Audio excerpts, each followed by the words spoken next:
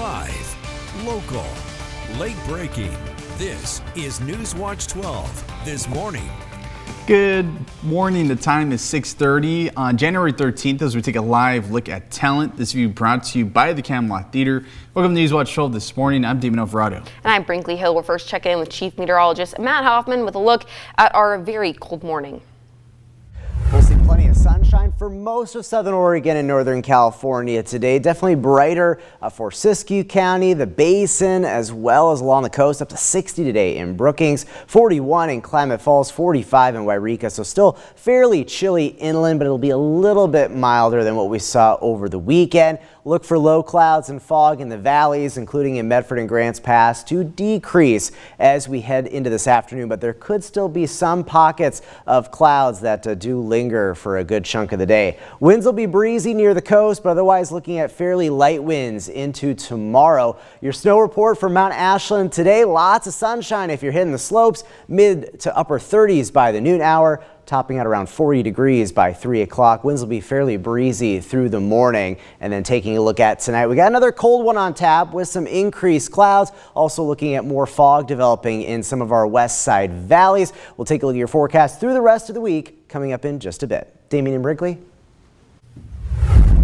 Thanks, Matt. The fires in Southern California continue to ravage communities, and authorities bringing in help from outside agencies. But misinformation circling online has led many astray from what this aid looks like. Rocky Walker has some answers about false information regarding Oregon's response. 380 firefighters left Oregon starting January 8th. The strike teams stayed the night in Sacramento as they made their journey to Southern California.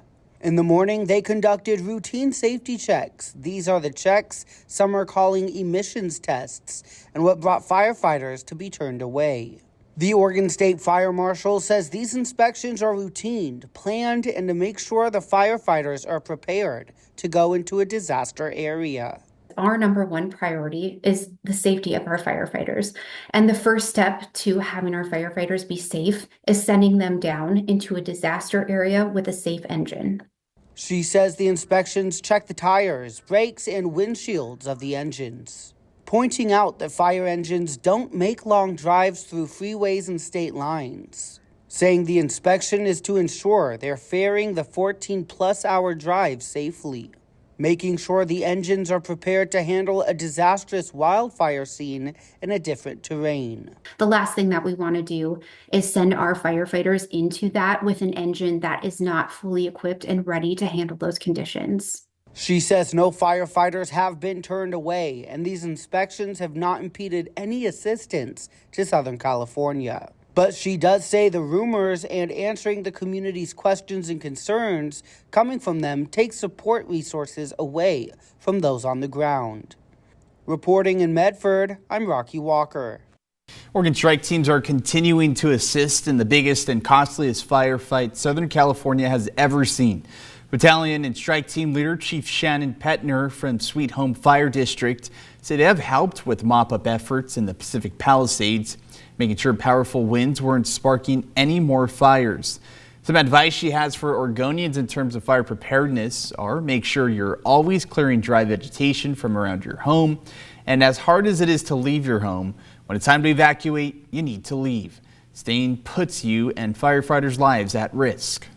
Our fuels are different, the topography is different, weather's different, but ultimately, you know, we have good leadership in the California resources, so we got to get a lot of good information and that kind of a thing. The hardest thing is just seeing, you know, the destruction and what people have lost and hoping to prevent any more of that. Volunteers from across Oregon, including Jackson, Josephine counties, are stepping up to help. These volunteers who have experienced loss themselves during the 2020 wildfires now working to support those affected in Los Angeles. The Red Cross has provided over 5,000 overnight stays and served more than 10,000 meals. Shelters have also been set up with nearly 1,000 people seeking refuge. So here in the Cascades region, we put out the call to all of our volunteers to see if they can get on standby, if they can go at a moment's notice with their bags packed and leave and go. Right now, we have 10 people that are assigned to this operation, and we know that number will grow, but that's where we are right now. The work is challenging, but these volunteers are prepared for the mission ahead. They say they understand how vital this assistance is for those in need. And Oregon's largest healthcare strike is underway. Providence says they're ready to resume negotiations. Striking nurses found out about the news through NewsWatch 12 and not directly from the hospital. Providence Health issued a statement revealing that with the help of over 600 ONA represented caregivers who returned to work during the strike, they are now ready to resume negotiations. Providence said they have informed federal mediators and are prepared to begin discussions at Providence Medford. State Representative Pam Marsh joined nurses in the picket line in support. To me, it's rumor because as the executive team, we should be notified that we're getting back to the table, not the media. We are eager to get a contract with our nurses and are disappointed that it's come to this. As for the striking nurses, some have crossed the picket lines due to financial pressures. Their peers still determined to keep fighting for a fair contract. Despite ongoing tensions, nurses say they're ready to negotiate and end the strike with a fair agreement. New this morning, after more than a decade of delays, the U.S. Department of the Interior is approving the Coquille Indian Tribe's request to transfer land into trust in Medford. The project clears the way for the tribe to move forward with a new gaming facility and other economic development in the region. Tribal Chair Brenda Mead says the decision is a victory for tribal sovereignty and a step toward honoring the government's trust obligations. Medford City Councilor Kevin Stein says this will create jobs and opportunities for the community. The Klamath County School District notifying families of a data breach. The incident involves PowerSchool, the software that the district uses for their student information system. The stolen data includes parent and student contact information. PowerSchool Corporate says that the breach impacts the districts nationwide and that Klamath County schools were not targeted. More details on the incident can be found on our website, kdrv.com. Onto a scam alert. The Ashland Police Department warning residents of a phone scam. Scammers calling pretending to be Sergeant Matt Carpenter or Sergeant Rob Leonard and asking them to report to APD or complete tasks to avoid being arrested. APD say they will never ask you to pay anything over the phone or contact wanted individuals over the phone.